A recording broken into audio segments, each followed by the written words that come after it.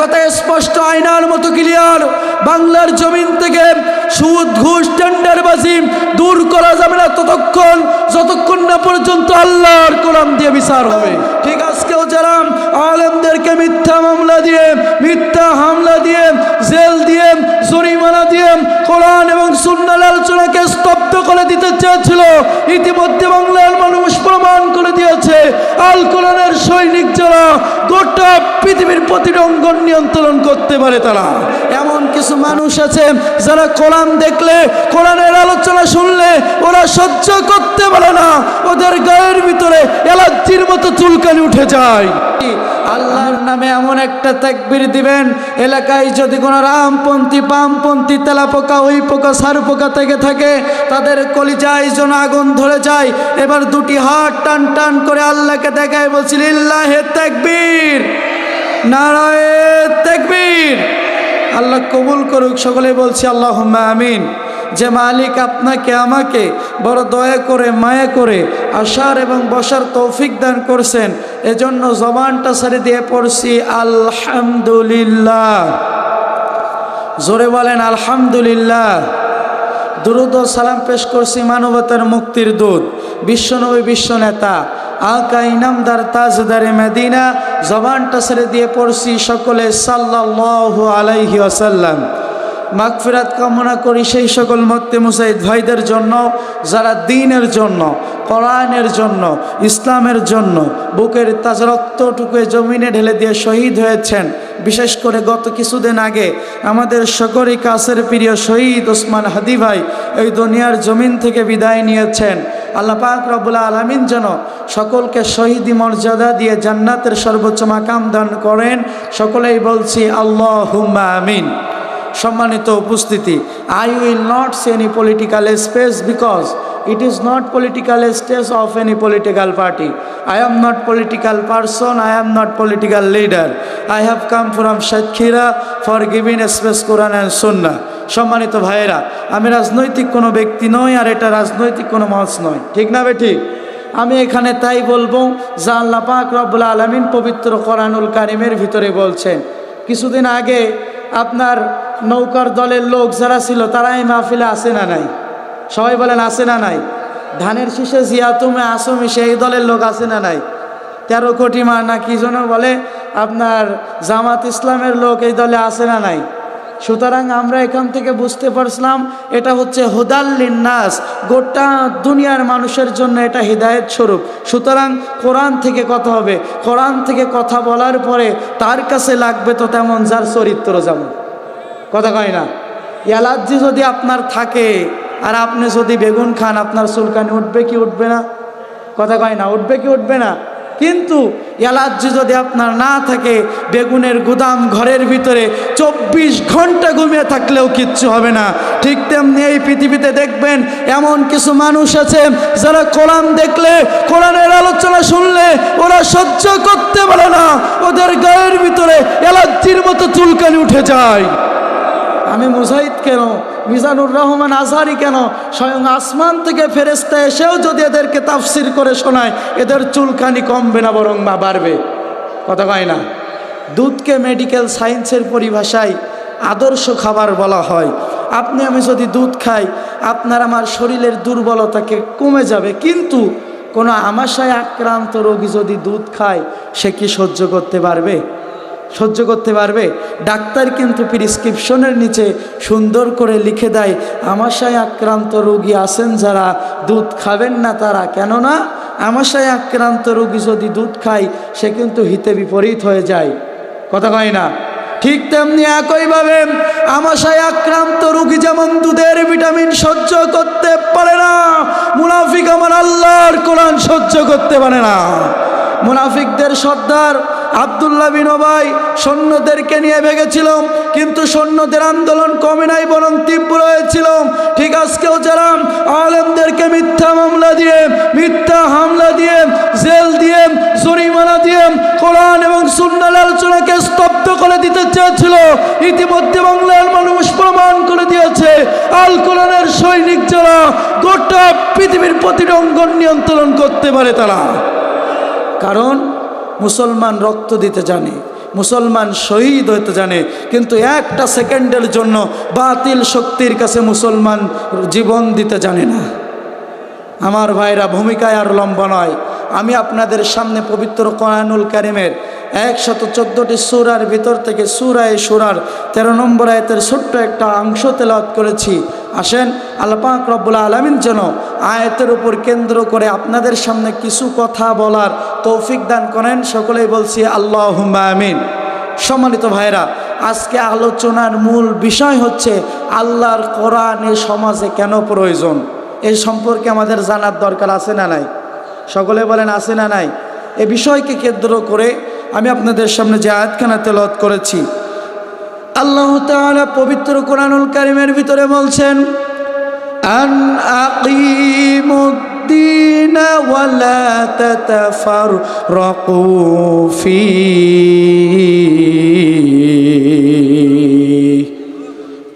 আমার ভাইরা, আল্লাহ বলছেন আন আকিমু, তোমরা কায়েম করো দিন, আল্লাহর দেওয়া জীবন ব্যবস্থা।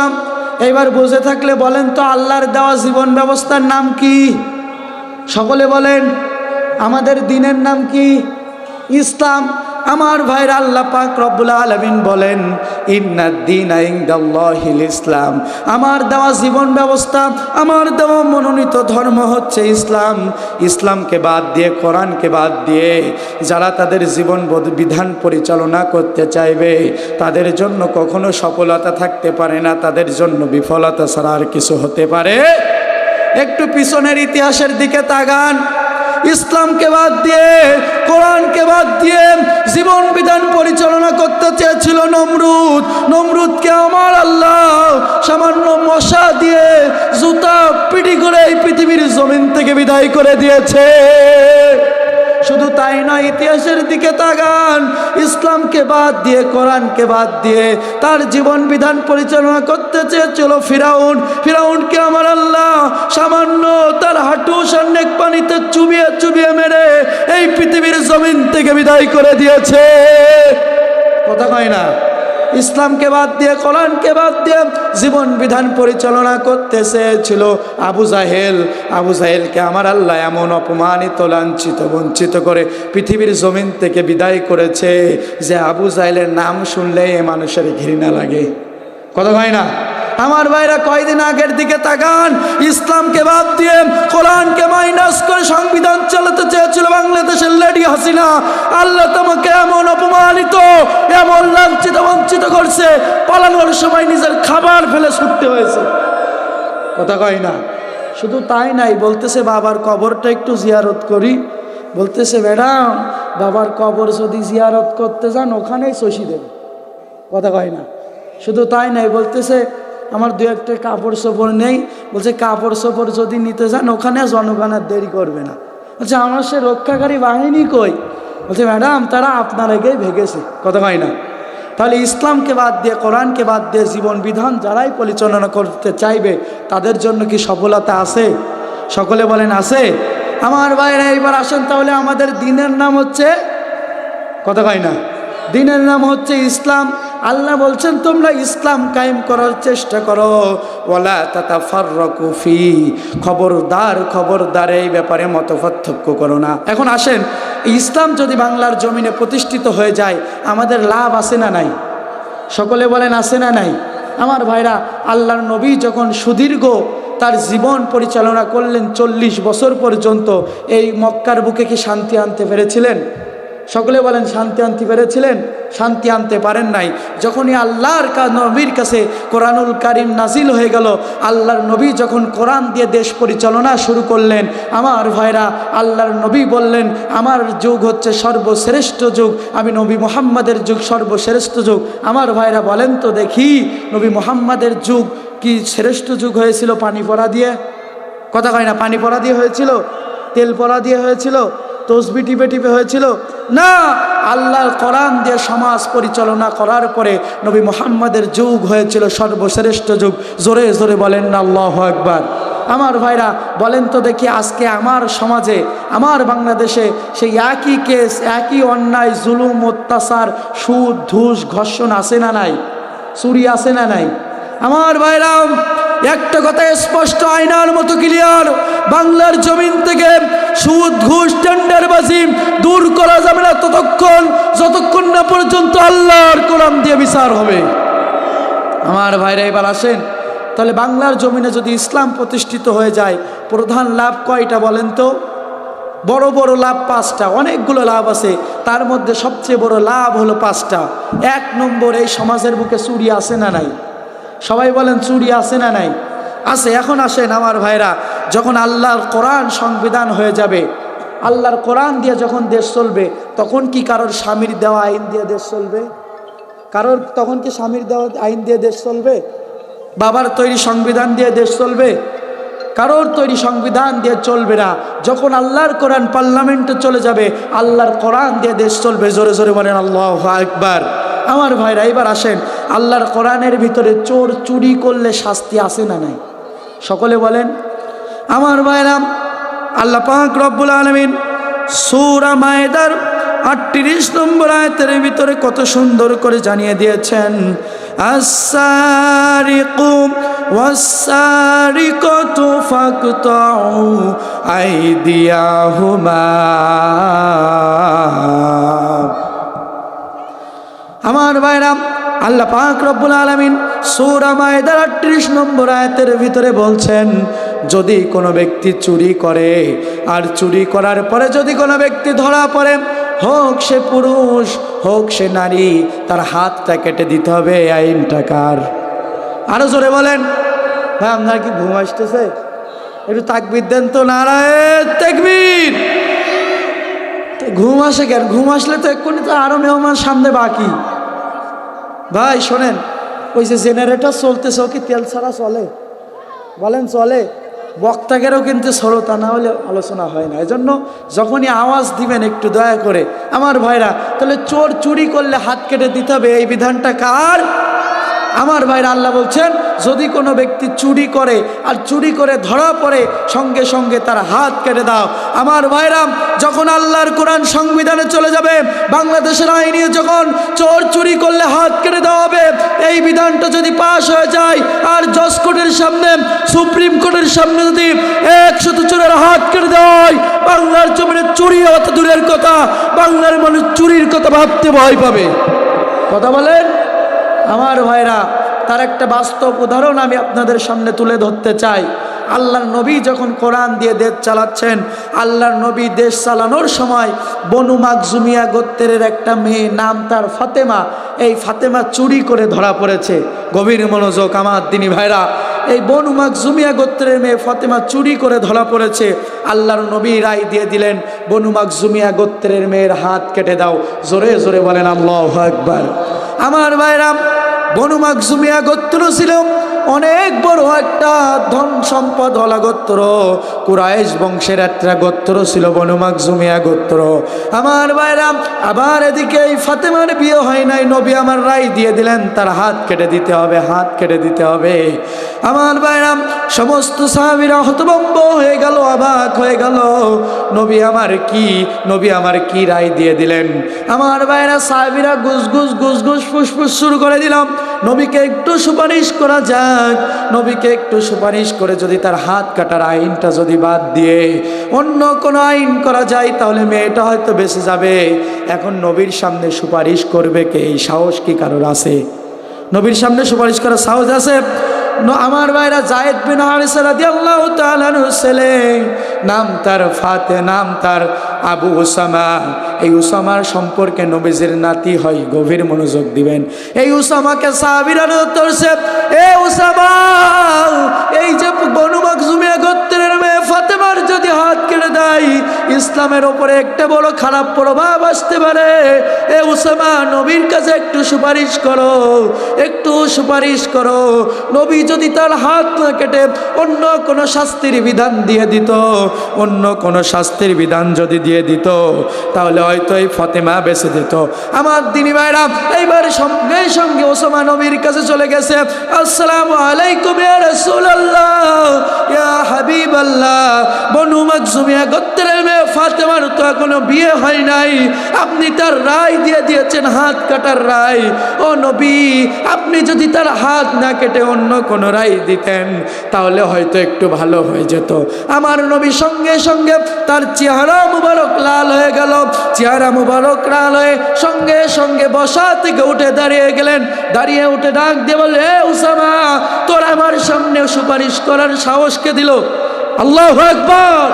তোকে সুপারিশ করার সাহস কে দিল? সঙ্গে সঙ্গে উসামা ডাক দিয়া বলল, ইয়া রাসূলুল্লাহ, ইয়া হাবিবাল্লাহ, আমাকে সকল সাহাবীরা ধরে পাঠিয়েছে। সঙ্গে সঙ্গে আল্লাহ রাসূল সাল্লাল্লাহু আলাইহি ওয়াসাল্লাম সমস্ত সাহাবীদেরকে ডাক দিয়া বললেন, ইয়া সাহাবীরা এদিকে আসো, ও আমার সাহাবীরা রে এদিকে আসো, নবীর চেহারা মুবারক লাল হয়ে গিয়েছে। সমস্ত সাহাবীরা সামনে বসে আছে। এবার নবীজি বসা থেকে উঠে দাঁড়িয়ে বলতেছে, এ আমার সাহাবীরা রে, আজকে তোমরা শুনে রেখে দাও, জেনে রেখে দাও, এ তো বনু মাখজুমিয়া গোত্রের মেয়ে ফাতেমা। ফাতেমা চুরি করে ধরা পড়েছে। এখানে যদি আমি বিশ্ব নবীর মেয়ে ফাতেমাও চুরি করে ধরা পড়তো, আমি বিশ্ব নবীর মেয়ে ফাতেমার হাতটা কাটার অনুমতি আমি বিশ্ব নবী দিয়ে দিতাম। জোরে জোরে বলা যাবে কি আল্লাহু আকবার। এটাই আল্লাহর আইন। আমার ভাইরা, আজকে দেখেন গোটা পৃথিবীর বুকে অশান্তির দাবানলে চলতেছে, কি ঠিক না বেঠিক? আজকে কে কিভাবে বাস দেবে সেই তালে ব্যস্ত, কথা কয় না? নর্মাল পাবলিকগুলো একটু ভদ্র হওয়ার জন্য বিড়িখোরে রূপান্তরিত হচ্ছে, কথা কয় না? বিড়িখোরগুলো আরেকটু আপডেট হওয়ার জন্য হিরোইন খোরে রূপান্তরিত হচ্ছে, হিরোইন খোরগুলো আরেকটু আপডেট হওয়ার জন্য মহাতিয়াবায় আসক্ত হচ্ছে। ও কালীগঞ্জের মুসলমান, কালীগঞ্জের মত্তে মুজাহিদ ভাইদের রক্তে রঞ্জিত হয়েছে বাংলার মাটি। সেই সমস্ত মত্তে মুজাহিদ ভাইদের রক্তের দাগ এখনো শুকায় নাই। সেই আল্লাহর কোরআনকে পার্লামেন্টে নিয়ে যাওয়ার জন্য যদি জীবন দিতে হয়, টেকনাফ থেকে তেঁতুলিয়াম, রূপসা থেকে পাতুরিয়াম, সুন্দরবন থেকে বান্দরবন, বুকের তাজা রক্ত যদি বাংলার জমিনে ঢেলে দিতে হয়, কে কে রাজি আছেন? দুটি হাত তুলে আমার আল্লাহকে দেখায় দেন। নারায়ে তাকবীর। আল কোরআনের আলো, আল হাদিসের আলো, ইসলাম আছে যেইখানে, ইসলাম আছে যেইখানে, আল্লাহ কবুল করুক। তাহলে আল্লাহর নবী বললেন, এ তো বনু মাখজুমিয়া গোত্রের মেয়ে ফাতেমা, এ তো ফাতেমা হাত কেটে ধরা পড়েছে। এখানে আমি বিশ্ব নবীর মেয়েও যদি হাত চুরি করে ধরা পড়তো, স্বয়ং আমি বিশ্ব নবী এক কোপে তার হাতটা কেটে দিতাম। আমার ভাইরা, তাহলে আল্লাহর কোরআনের আইন দরকার আছে না নাই? আমি সংক্ষেপে বলতেছি। তাহলে 1 নম্বর কি থাকবে না? চুরি থাকবে না। আমার ভাইরা, 2 নম্বর মাদক থাকবে না। বলেন তো দেখি, আমাদের সমাজে মাদক আছে না নাই? সকলেই বলেন, আরও জোরে বলেন, আছে না নাই? আজকে মাদকের ভয়াবহ থাবার কারণে হাজার হাজার সোনার সংসার কিন্তু নষ্ট হয়ে যাচ্ছে। আজকে এই মাদকের ভয়াবহ থাবার কারণে হাজার হাজার মাদ্রাসার ছাত্ররা নষ্ট হয়ে যাচ্ছে। শুধু তাই নয়, মাদকের ভয়াবহ থাবার কারণে আজকে হাজার হাজার কলেজ ইউনিভার্সিটির ছাত্ররা ধ্বংস হয়ে যাচ্ছে, শুধু এই মাদকের ভয়াবহ থাবার কারণে, ঠিক না ঠিক? আমার ভাইরা, এইবার আসুন, আমাদের দেশে কিন্তু মাদকের আইন ঠিকই পাস হয়। মাদকের আইন পাস হয় ডান দিক দিয়ে, মাদকের পাচার হয় বাম দিক দিয়ে, কথা কয় না? কিন্তু এর যদি যথাযথ আইন সমাজের বুকে থাকতো, তাহলে কি মাদক পাচার হতো? আমার ভাইরা, যখন আল্লাহর কোরআন সংবিধানে চলে যাবে, তখন মাদকের আইন কোরআনুল কারিমের ভিতরে আছে না নাই? সবাই বলেন, আছে না নাই? আমার ভাইরা, আল্লাহ পাক রব্বুল আলামিন পবিত্র কুরআনুল কারীমের সূরা মায়দার 90 নম্বর আয়াতের ভিতরে বলছেন, হে মুমিনগণ, নিশ্চয় মদ, জুয়া, প্রতিমা বেদী আপনাদের জন্য হারাম করা হয়েছে। ভাগ্য নির্ধারণকারক তীর সম নাপাক শয়তানের কর্ম, সুতরাং তোমরা এগুলো থেকে পরিহার থাকো। এটি কার হুকুম? আমার নবী জনাবে মুহাম্মদুর রাসূলুল্লাহ সাল্লাল্লাহু আলাইহি ওয়াসাল্লাম হাদিসের ভিতরে বলছেন, যদি কোনো ব্যক্তি মাদক সেবন করে আর মাদক সেবনের সাথে সংযুক্ত থাকে, ইসলামী রাষ্ট্র অনুযায়ী তাকে ধরো আর ওই লোকের পিঠে 100 বেতের আঘাত করো। এই হুকুমটা কার? জোরে বলেন। এইবার বলেন, সমাজে মাদক বেশি আছে না কম আছে? সবাই বলেন, আরো জোরে, একটু জোরে বলেন দিন, বেশি না কম? আমার ভাইরাম, এই বেশি মাদককে যদি দূর করতে হয়, আল্লাহর কোরআনের আইন অনুযায়ী যদি 100 বেতের আঘাত করা হয়, আর এটা যদি মিডিয়ার সামনে হাইলাইট করা হয়, মাদক তো দূরের কথা, পোলাপান বিড়ি সিগারেট খাইতেও ভয় পাবে। কথা কয় না? কেন? তার বাস্তব প্রমাণ দেখেন। আমিরুল মুমিনিন হযরতে ওমর রাদিয়াল্লাহু তাআলা আনহু এর জামানায় ওমর রাদিয়াল্লাহু তাআলা আনহুর 2টা ছেলে ছিল। কয়টা? সবাই বলেন কয়টা? 2টা। তার ছোট ছেলের নাম হচ্ছে আব্দুল্লাহ। সবাই বলেন কি? জোরে বলেন। আব্দুল্লাহ। সম্মানিত ভাইরা আমার, ওমর রাদিয়াল্লাহু তাআলা আনহু একদিন দুপুর বেলায় খানা খাওয়ার জন্য বাসায় আসছে। খানা খাওয়ার জন্য বাসায় আসার পরে দুপুরের খাবার নিয়ে সামনে বসে আছে। দুপুরের খাবার খাওয়া চলতেছে। খাবার খাওয়া চলতে চলতে হঠাৎ করে তিনি লক্ষ্য করলেন তার পাশে বসে খাবার খাচ্ছে তার ছোট ছেলে আবু শামা। আবু শামার গাল থেকে হঠাৎ করে তিনি দেখলেন মদের গন্ধ বাইর হচ্ছে। আমার দিনী ভাইরা, হযরত আমিরুল মুমিনিন ওমর রাদিয়াল্লাহু তাআলা ডাক দিয়ে বললেন, এ আবু শামা, তুমি কি মদ খেয়েছো? তুমি কি মদ খেয়েছো? ওমর রাদিয়াল্লাহু তাআলার ছেলে আবু শামা বলতেছে, ও বাবা, আমি তো মদ খাই নাই, মদ খাই নাই, আমি একটু নাবিস পান করেছি। কি পান করেছি? সবাই বলেন নাবিস। এখন আসেন, এই নাবিস কি প্রশ্ন আসে না নাই? দুধ চিনেন? খাঁটি গরুর দুধ। খাঁটি গরুর দুধের ভিতরে আজোয়া খেজুর যদি 3টা 4টা আপনি আমি ডুবিয়ে রাখি, এখন 3 দিন যদি অতিক্রম করে, এটা নাবিস বলে। 3 দিনের আগে যদি আপনি আমি খাই, এটা পুষ্টিকর জায়েজ আছে, কিন্তু 3 দিন অতিক্রম করলে এটা পচে মদ হয়ে যায়। কি হয়ে যায়? মদ হয়ে যায়। এটা আল্লাহ রাসূল ঘোষণা দিয়েছেন হারাম। এখন খলিফাতুল মুসলিমিন আমিরুল মুমিনিন হযরত ওমর রাদিয়াল্লাহু তাআলার ছেলে আবু শামা নাবিস পান করেছে। আমার দিনী ভাইরা, এখন নাবিস পান করার কারণে তার গাল দিয়ে দুর্গন্ধ বাইর হচ্ছে। আর হযরত ওমর রাদিয়াল্লাহু তাআলা বলছে, হে আবু শামা, তোর এত বড় সাহস, আমি রাষ্ট্রের প্রেসিডেন্ট হযরত ওমর রাদিয়াল্লাহু তাআলা, আমি রাষ্ট্রের প্রেসিডেন্টকে এখানে তুই নাবিস পান করেছিস? হযরত ওমর রাদিয়াল্লাহু তাআলা সঙ্গে সঙ্গে আর দেরি করলেন না, আবু শামার কলারটা চেপে ধরে মসজিদে নববীর কাছে নিয়ে গেলেন। জোরে জোরে বলা যাবে কি আল্লাহু আকবার? কিন্তু আপনার আমার ছেলে হলে কি করতাম? বাবা আজ জন্য খেও না। কথা কয় না? আমার তিনি ভাইরা, আমিরুল মুমিনিন হযরত ওমর রাদিয়াল্লাহু তাআলা আনহু আবু শামাকে টানতে টানতে নিয়ে গেছে মসজিদে নববীর দিকে। মসজিদে নববীর পিলারের সাথে আবু শামাকে বেঁধে রেখেছে। এমন তো অবস্থায় আসরের আজান হয়ে গেল। আসরের আজান যখন চলতেছে, সমস্ত সাহাবীরা মসজিদে চলে আসছে।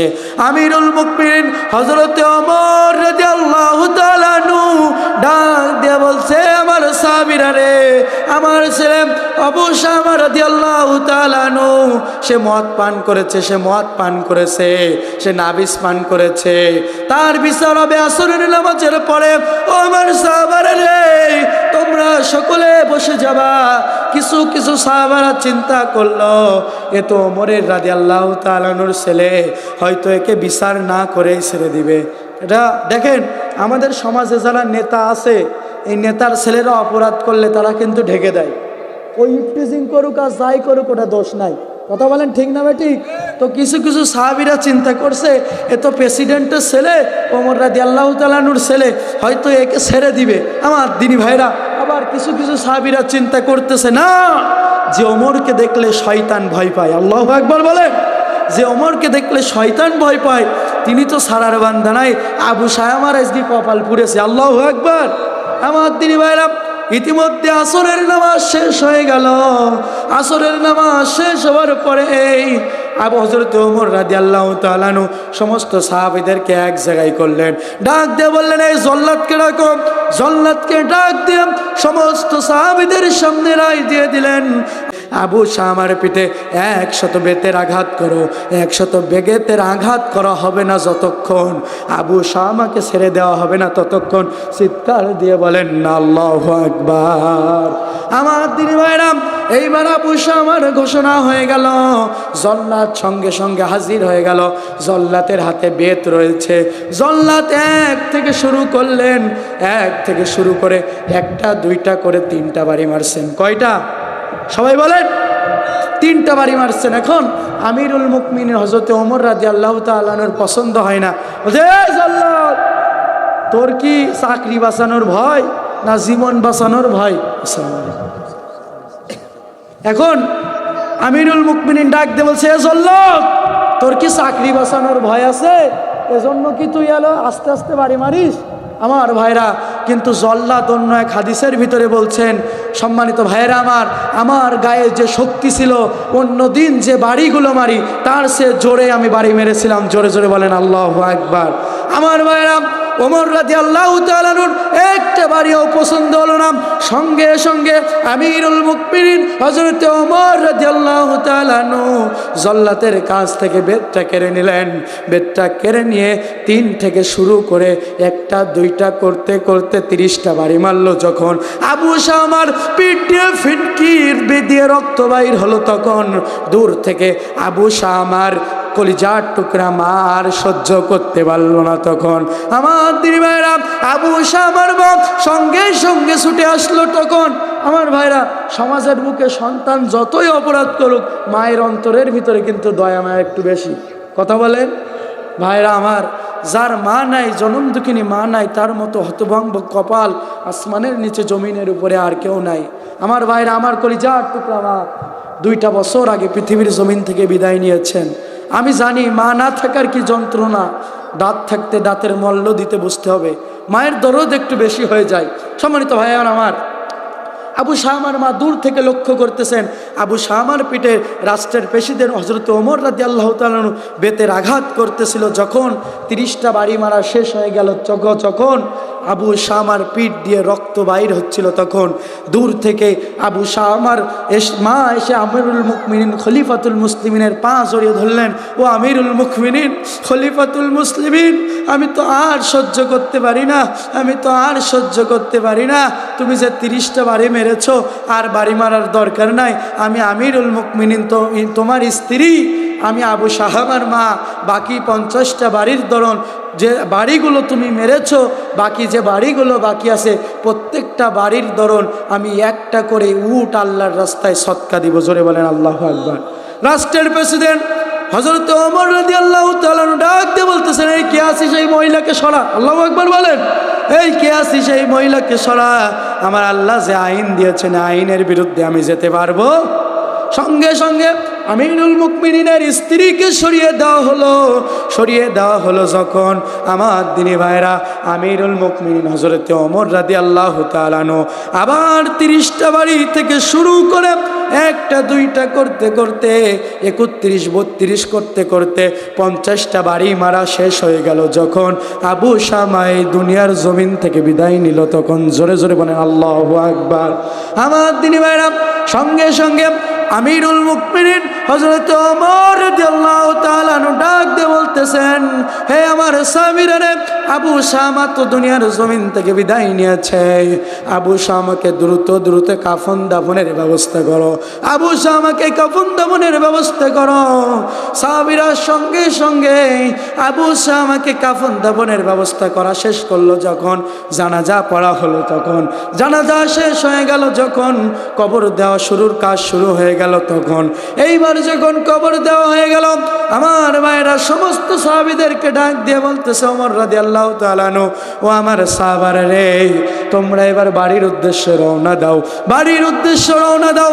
সমস্ত সাহাবীরা বাড়ির দিকে চলে গেল। ওমর রাদিয়াল্লাহু তাআলা আনহু ওই বেতটা আবার হাতে নিলেন। হাতে নেওয়ার সঙ্গে সঙ্গে বাকি 50 থেকে শুরু করলেন। বাকি 30টা বাড়ি 1টা 2টা করতে করতে আবু শামার কবরের উপরে মারলেন। চিৎকার দিয়ে বলেন আল্লাহু আকবার। আমার ভাইরা, বাকি 30টা বাড়ি মানে আমিরুল মুকমিনিন হযরত ওমর রাদিয়াল্লাহু তাআলা আনহু কবরের পাশে দাঁড়িয়ে গেলে মুনাজাত করতেছেন, আল্লাহ, দুনিয়াতে আমি আবু শামার বাবা হযরত ওমর রাদিয়াল্লাহু তাআলা আনহু, আমি তার বাবা, তার যথেষ্ট আইন আমি প্রয়োগ করে দুনিয়ার বুকে তার শাস্তির বিধান করে দিয়েছি রে মালিক। এই ওসিলা করে কাল কঠিন কিয়ামতের ময়দানে আমি আবু শামাকে তুমি মাফ করে দাও। আমার দিনী ভাইরা, এইবার আবু শামা ওখান থেকে যখন কবরস্থ হয়ে গেল, বাকি 30টা বাড়ি মারা হয়ে গেল, যখন একটু একটু করে হযরত ওমর রাদিয়াল্লাহু তাআলা এবার বাড়ির উদ্দেশ্যে রওনা দিলেন। বাড়ির উদ্দেশ্যে রওনা দেওয়ার পরে এইবার ছুটে ঘরের ভিতরে প্রবেশ করলেন। প্রবেশ করার সঙ্গে সঙ্গে আবু শামার খাটের উপরে বসলেন। যখন আবু শামার বালিশটা জড়াই ধরলেন, তখন জড়াই ধরে হযরত খলিফাতুল মুসলিমিন আমিরুল মুমিনিন হযরত ওমর রাদিয়াল্লাহু তাআলা চোখের পানি ছেড়ে দিয়ে কান্দে কান্দে কান্দে বলে, আবু শামা, তোকে হয়তো আর জীবনে আমি দেখতে পাবো না। এ আবু শামা, তুই আর দুনিয়ায় নাই, কলিজার টুকরা ছোট্ট সন্তান তা আমার নাই। আমার দিনী ভাইরা, সঙ্গে সঙ্গে আবু শামার মা সেখানে ছুটে আসলেন। ছুটে এসে বলতেছেন, এ ওমর, এ ওমর। আমার ভাইরা, ওমর বলতেছেন, এ ওমর। তখন আমি বললাম, 30টা বাড়ি মারার পরে আর মেরো না, তুমি ওমর রাদিয়াল্লাহু তাআলা কেন মারলে? সঙ্গে সঙ্গে ওমর রাদিয়াল্লাহু তাআলা খাট থেকে উঠে দাঁড়ালেন। দাঁড়িয়ে ডাক দিয়ে বললেন, এ আমার কলিজার টুকরা বিবি রে, এ বিবি, এখন তো আমি হচ্ছি আবু শামার বাবা, তখন আমি ছিলাম রাষ্ট্রের প্রেসিডেন্ট। আল্লাহু আকবার বলেন আমার ভাইরা। সুতরাং আল্লাহর কোরআন যখন পার্লামেন্টে চলে যাবে আর আল্লাহর কোরআন দিয়ে যখন বিচার হবে, দীর্ঘ 16টি বছর চোর ডাকাত আর মাদক ব্যবসায়ী বাংলার জমিনে একটাও থাকতে পারবে না, পারবে না, পারবে না। কথা বলেন ঠিক না বেঠিক আমার দিনী ভাইরা? সুতরাং আল্লাহর কোরআন দিয়ে সমাজে বিচার করলে দীর্ঘ 17টি বছর চোর ডাকাত বাঘ, 17 বছরে মাদক ব্যবসায়ী এই সমাজে আর দেখা যাবে? যেহেতু সময় শেষের দিকে আমার দিনী ভাইয়েরা সংক্ষেপে বলে দিই, তাহলে 2 নম্বর লাভ, এই সমাজের বুকে মাদক থাকবে। 3 নম্বর, এই সমাজের বুকে জেনা থাকবে না। কি থাকবে না বলেন তো? এই সমাজে জিনা আছে না নাই? ধর্ষণ আছে না নাই? কিন্তু ধর্ষণের আইন, জিনার আইন যখনই পাশ হয়, একটাও কি কার্যকর হয় আমার ভাইরা? কিন্তু কোরআনুল কারিমের ভিতরে যে আইন রয়েছে, যদি কোনো অবিবাহিত যুবক জিনা করে তাকে বেতের আঘাত করতে হবে 100টা, এবং যদি কোনো বিবাহিত নারী এবং পুরুষ জিনা করে তাকে মাটিতে পুঁতে পৃথিবীর জমিন থেকে পাথর বেড়ে নিক্ষেপ করতে হবে। এমন একটা আইন যদি বাংলার জমিনে পাশ হয় আর বাংলার জমিনে হাইলাইট করে তাদেরকে মৃত্যুদণ্ডের সাজা দেওয়া হয়, আর কি একটাও জিনাকর, সুদকর, ঘুষখোর পাওয়া যাবে? এজন্য আল্লাহর কোরআনের আইন দরকার। সম্মানিত ভাইরা আমার, যেহেতু সময় শেষ, আল্লাহ যদি আবার কোনো দিন আপনাদের সামনে কবুল করে, ইনশাআল্লাহ সেদিন আবার আলোচনা করার যদি আল্লাহ সুযোগ দেয়, সেদিনকে তুলে ধরব। আর যে আলোচনা করলাম অল্প একটু অগোছালভাবে ভুল ত্রুটি হতে পারে, আপনারা সকলে ক্ষমার সুন্দর দৃষ্টিতে দেখবেন। আর আমার মায়ের জন্য দোয়া করবেন। মায়ের স্বপ্ন ছিল আমি যেন একজন আলেম হতে পারি। আপনাদের দোয়া ও ভালোবাসায় এই বছর আলেম শেষ করছি, ফাজিল পড়তেছি। মহান আল্লাহ পাক রব্বুল আলামিন যেন আমাকে জগৎ